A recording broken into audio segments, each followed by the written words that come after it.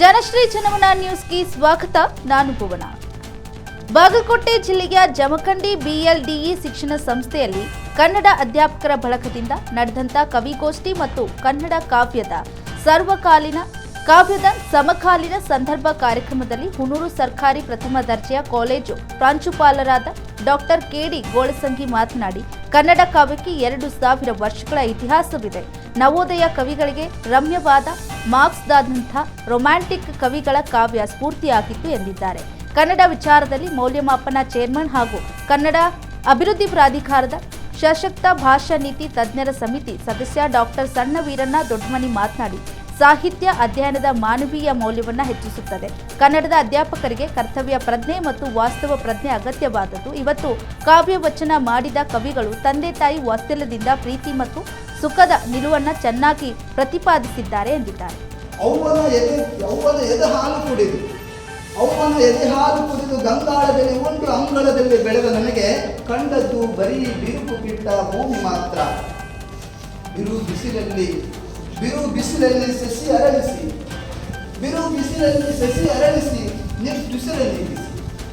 ನಿಟ್ಟುಸಿರ ನೀಗಿಸಿ.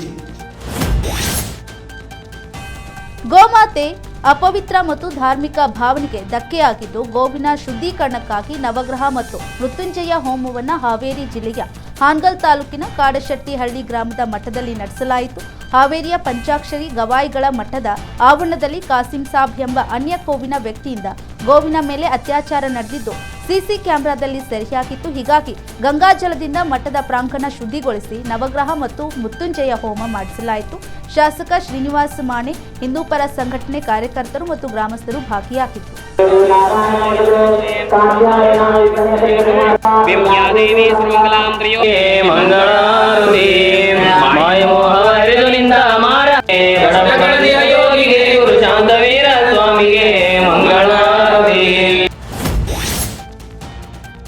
ಮಹಿಳೆಯರ ಮೇಲಿನ ದೌರ್ಜನ್ಯ ಅತ್ಯಾಚಾರ ತಡೆಗೆ ಪ್ರಾರ್ಥಿಸಿ ಬೀದರ್ ಜಿಲ್ಲೆಯ ಬಸವ ಕಲ್ಯಾಣ ತಾಲೂಕಿನ ಶರಣನಗರದ ವಿನಯ್ ಹಿರೇಮಠ್ ಎಂಬ ಯುವಕ 51 ಶಕ್ತಿ ಪೀಠಗಳಿಗೆ ಸೈಕಲ್ ಯಾತ್ರೆ ಮೂಲಕ ಭಾರತ ಮತ್ತು ನೇಪಾಳದಲ್ಲಿರುವ ಜಗನ್ಮಾತೆಯ ದರ್ಶನ ಮಾಡಲಿದ್ದಾರೆ. ಸೈಕಲ್ ಯಾತ್ರೆಗೆ ಶಾಸಕ ಶರಣು ಸಲ್ಗರ್ ಮತ್ತು ಗ್ರಾಮಸ್ಥರು ಶುಭ ಹಾರೈಸಿದ್ದು, ಒಬ್ಬಂಟಿಯಾಗಿ ಪ್ರತಿನಿತ್ಯ 60 ಮತ್ತು 70 ಕಿಲೋಮೀಟರ್ ಪ್ರಯಾಣ ಮಾಡಿ ಡಿಸೆಂಬರ್ ಅಂತ್ಯದೊಳಗೆ ಸೈಕಲ್ ಯಾತ್ರೆ ಪೂರ್ಣಗೊಳಿಸುವ ಗುರಿ ಹೊಂದಿದ್ದಾರೆ. ಮೊದಲಿಗೆ ಅಸ್ಸಾಂನ ಕಾಮಾಖ್ಯ ದೇವಿಯ ದರ್ಶನ ಪಡೆದು ನಂತರ ನೇಪಾಳದಲ್ಲಿನ ಜಗನ್ಮಾತೆಯ ದರ್ಶನ ಪಡೆಯುವ ಪ್ಲಾನ್ ಮಾಡಿದ್ದು, ಜಮ್ಮು ಕಾಶ್ಮೀರ್, ಲೇಹ್ ಲಡಾಖ್, ಟಿಬೆಟ್, ಮಾನಸ ಸರೋವರ, ಅಮರನಾಥ್ ಸೇರಿ ವಿವಿಧ ರಾಜ್ಯಗಳಲ್ಲಿರುವ ಶಕ್ತಿ ಪೀಠಗಳಿಗೆ ಭೇಟಿ ಮಾಡಲಿದ್ದಾರೆ. ನಾವು ಈಗ 51 ಶಕ್ತಿಪೀಠ ಯಾತ್ರೆ ಮಾಡಬೇಕಂದ್ರೆ ಇವಾಗ ನಮ್ಮೂರು ಶರಣನಗರದಿಂದ ಯಾತ್ರೆ ಪ್ರಾರಂಭ ಮಾಡಿದ್ವಿ. ಸುಮಾರು ಒಂದು 6 ತಿಂಗಳ ಪ್ರವಾಸ. ಇವಾಗ ಮೊದಲನೇ ಶಕ್ತಿಪೀಠ ಕಾಮಾಖ್ಯ ಅಸ್ಸಾಂ ಕಡೆ ಬಂದಿದೆ. ಸರ್ಕಾರಿ ಕಚೇರಿಗಳು, ಸಂಸ್ಥೆಗಳು ಸೇರಿದಂತೆ ವಿವಿಧ ವಲಯಗಳಲ್ಲಿ ಹೊಸದಾಗಿ ನೇಮಕಾತಿ ಹೊಂದಿದ್ದ ಅಭ್ಯರ್ಥಿಗಳಿಗೆ ನೇಮಕಾತಿ ಪತ್ರಗಳನ್ನು ರೋಜ್ಗಾರ್ ಮೇಳ ಕಾರ್ಯಕ್ರಮಗಳ ಮೂಲಕ ವಿತರಿಸಿದ್ದು, ಸುಮಾರು 7.72 ಲಕ್ಷ ಉದ್ಯೋಗ ಪತ್ರಗಳನ್ನು ಅಭ್ಯರ್ಥಿಗಳಿಗೆ ನೀಡಲಾಗಿದೆ. ಅಲ್ಲದೆ ಹೊಸ ಉದ್ಯೋಗ ಸೃಷ್ಟಿಸಲು ಕ್ರಮ ವಹಿಸಲಾಗುವುದು. ಆ ಮೂಲಕ ನಿರುದ್ಯೋಗ ಸಮಸ್ಯೆಯನ್ನು ಹೋಗಲಾಡಿಸುವುದಾಗಿ ಕೇಶವಾಪುರದ ಆಫೀಸರ್ಸ್ ಕ್ಲಬ್ನಲ್ಲಿ ನೈಋತ್ಯ ರೈಲ್ವೆ ಸಹಯೋಗದಲ್ಲಿ ಆಯೋಜಿಸಿದ್ದು, ರೋಜ್ಗಾರ್ ಮೇಳವನ್ನು ಉದ್ಘಾಟಿಸಿ ಸಚಿವ ಪ್ರಹ್ಲಾದ್ ಜೋಶಿ ಮಾತನಾಡಿದರು. ರೋಜ್ಗಾರ್ ಮೇಳದ ಮೂಲಕ 10 ವರ್ಷದಲ್ಲಿ 10 ಲಕ್ಷ ಉದ್ಯೋಗ ನೀಡುವ ಗುರಿಯನ್ನು ಪ್ರಧಾನಮಂತ್ರಿ ನರೇಂದ್ರ ಮೋದಿ ಅವರು ಹೊಂದಿದ್ದಾರೆ. ಅದರಂತೆ ನೇಮಕಾತಿ ಪತ್ರ ನೀಡಿದೆ. ಇನ್ನು ಇಪಿಎಫ್ನಲ್ಲಿ 27.73 ಕೋಟಿ ಹೊಸ ಅಭ್ಯರ್ಥಿಗಳ ನೋಂದಣಿ ಮಾಡಿಕೊಂಡಿದ್ದಾರೆ ಎಂದಿದ್ದಾರೆ.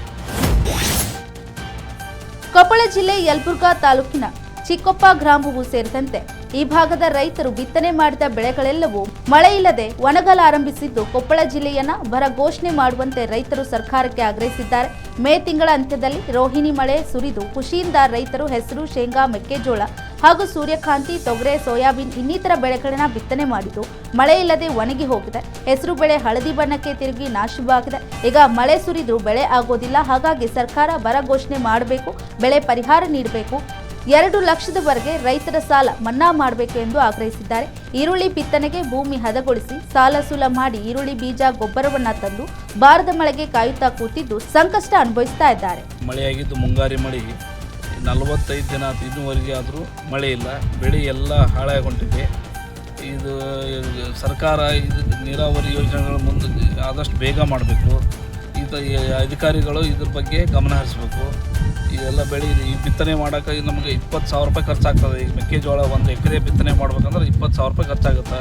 ಅದನ್ನೆಲ್ಲ ಮಾಡಿ ಈ ಥರ ಎಲ್ಲ ಒಣಗಿ ಹೊಂಟವು. ಇದನ್ನು ಬರ ಘೋಷಣೆ ಅಂತಂದು ಮಾಡಬೇಕು. ಅಧಿಕಾರಿಗಳು AD ಸಾಹೇಬ್ರವರೆಲ್ಲ ಬಂದು ಇದು ವೀಕ್ಷಣೆ ಮಾಡಬೇಕು. ವಿದ್ಯಾರ್ಥಿಗಳಿಗೆ ವೃತ್ತಿಪರರಿಗೆ ಮತ್ತು ವ್ಯಕ್ತಿತ್ವವನ್ನು ಬೆಳೆಸೋದಕ್ಕೆ ಸಂವಹನ ಕೌಶಲ್ಯಗಳನ್ನು ಸುಧಾರಿಸಲು ಆಶುಭಾಷಣ ಅತ್ಯುತ್ತಮ ಅವಕಾಶವಾಗಿದೆ ಎಂದು ಅಜ್ಜನಹಳ್ಳಿ ಸರ್ಕಾರಿ ಪ್ರೌಢಶಾಲೆ ಕನ್ನಡ ಶಿಕ್ಷಕ ಯುವಕ ಶಿವಣ್ಣ ತಿಳಿಸಿದ್ದಾರೆ. ತುರುವೇಕೆರೆ ತಾಲೂಕಿನ ಕೊಡಗಿಹಳ್ಳಿ ಸರ್ಕಾರಿ ಪ್ರೌಢಶಾಲೆಯಲ್ಲಿ ತಾಲೂಕು ಕನ್ನಡ ಸಾಹಿತ್ಯ ಪರಿಷತ್, ಶಾಲಾ ಶಿಕ್ಷಣ ಮತ್ತು ಸಾಕ್ಷರತಾ ಇಲಾಖೆ ಏರ್ಪಡಿಸಿದಂಥ ಕಸಾಪ ನಡೆ ಶಾಲಾ ಕಾಲೇಜುಗಳ ಕಡೆ ಕಾರ್ಯಕ್ರಮದಲ್ಲಿ ಮಾತನಾಡಿ, ಆಶುಭಾಷಣ ಸ್ಪರ್ಧೆಗಳು ವ್ಯಕ್ತಿಯ ಮಾತನಾಡುವ ಕೌಶಲ್ಯ ಮತ್ತು ವಿಶ್ವಾಸ ಜ್ಞಾನವನ್ನು ಹೆಚ್ಚಿಸುತ್ತದೆ ಎಂದಿದ್ದಾರೆ. ಕಾರ್ಯಕ್ರಮ ಉದ್ಘಾಟಿಸಿದ ಕ್ಷೇತ್ರ ಸಮನ್ವಯ ಅಧಿಕಾರಿ ಸುರೇಶ್ ನಾಲ್ವಡಿ, ಕೃಷ್ಣರಾಜ್ ಒಡೆಯರ್ ಅವರ ಕಾಲದಲ್ಲಿ ಸರ್ ಎಂ ವಿಶ್ವೇಶ್ವರಯ್ಯನವರು ದಿವಾನರಾಗಿದ್ದ ಕಾಲದಲ್ಲಿ ಕನ್ನಡ ಭಾಷೆ ಹಾಗೂ ಸಾಹಿತ್ಯದ ಬೆಳವಣಿಗೆಗಾಗಿ ಕನ್ನಡ ಸಾಹಿತ್ಯ ಪರಿಷತ್ತನ್ನು ಆರಂಭಿಸಲಾಯಿತು.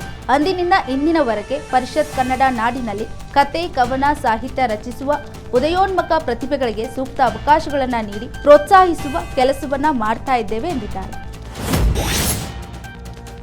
ಕುಕನೂರು ತಾಲೂಕಿನ ಚಿಕ್ಕಮ್ಯಾಗೇರಿ, ರಾವಣಕಿ, ಕುಡಗುಂಟಿ ಸೇರಿದಂತೆ ಇನ್ನೂ ಹಲವಾರು ಗ್ರಾಮಗಳಲ್ಲಿ ಕರಡಿಗಳು ಹೆಚ್ಚಾಗಿದ್ದು, ಹೊಲದಲ್ಲಿ ಕೆಲಸ ಮಾಡ್ತಿದ್ದ ನಾಗಪ್ಪ ಬೆಂಚಳಾರ್ ಎಂಬ ರೈತನ ಮೇಲೆ ದಾಳಿ ಮಾಡಿದೆ.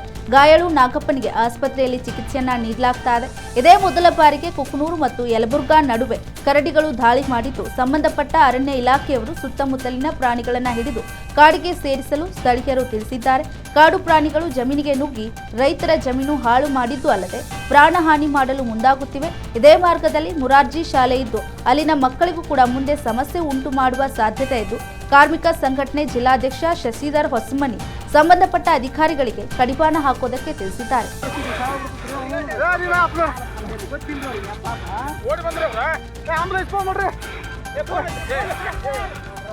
ಇದಿಷ್ಟೇ ಹೊತ್ತಿನ ಪ್ರಮುಖ ಅಪ್ಡೇಟ್ಸ್. ನಿರಂತರ ಸುದ್ದಿಗಾಗಿ ನೋಡ್ತಾರೆ ಜನಶ್ರೀ ನ್ಯೂಸ್. ಇದು ಜನರ ಧ್ವನಿ.